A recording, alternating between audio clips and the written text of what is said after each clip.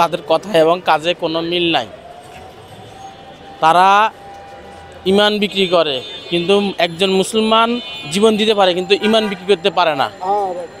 তারা মুসলিম হয়ে তারা মন্দিরে যায়, তারা প্রসাদ খায়, তারা দুর্গা মা বলে, তারা আরও অন্যান্য ধরনের তারা দুর্নীতির সঙ্গে তারা জড়িত। তারা ইয়ানতের নামে তারা বিএনপি থেকে বেশি চাঁদা খায়, হাদিয়ার নামে তারা চাঁদা খায়। মানুষ চায় যে এখন বর্তমানে নতুন সরকার দরকার, এই জন্য মানুষ সবাই চাচ্ছে যে জামাত ইসলামী ক্ষমতায় আসুক।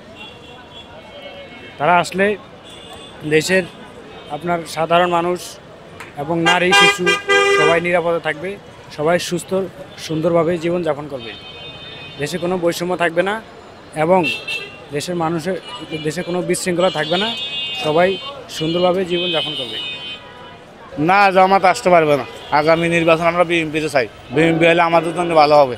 আশা করা যায় আর কি জামাত সরকারই ক্ষমতা আসবে। ইসলামিক যতগুলো দল আছে একজোট হয়েছে তো, ইনশাআল্লাহ। বড় দলগুলি আসলে ঘরে ঘরে ছড়ায় গেছে, এর জন্য বড় দলগুলির মত বেশিরভাগ বড় দলগুলির পক্ষে। যেমন বিএনপি মনে করেন প্রতিটা ঘরে ঘরে বিএনপির লোক আছে, ঠিক আছে। এরকম প্রতিটা ঘরে কিন্তু জামাতের বা অন্য দলের লোকজন বহির্ভূত না। তাই এই দিক দিয়ে বড় দলগুলির মধ্যে আশাবাদী বেশি আর কি। বড় দল যেটা বিএনপি আছে এগুলোর মধ্যে আশাবাদী বেশি যে সামনে নির্বাচনে তারা আসন বেশি পাই পাস করবে, এই আশাটা করা যায় আর কি। বর্তমানে যে সিচুয়েশন বাংলাদেশে আমরা সাধারণ জনতা ফেস করতেছি, সেটা আমি মনে করি বর্তমানে বিএনপির যে 5 তারিখের পূর্বে যে তাদের একটা অবস্থান মাঠ পর্যায়ে ছিল, ফিল্ড পর্যায়ে ছিল, তাদের সেই বর্তমান ওই পজিশনে আর তারা নেই। তাদের নেতাকর্মীদের কারণে তাদের আজকে এরকম অধঃপতন।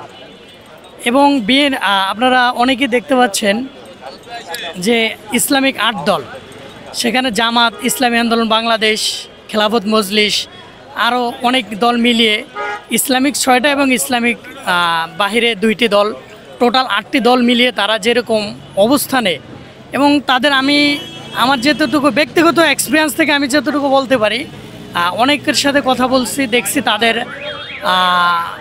খুবই ভালো রেসপন্স তাদের 8 দলের অবস্থান মানুষের কাছে।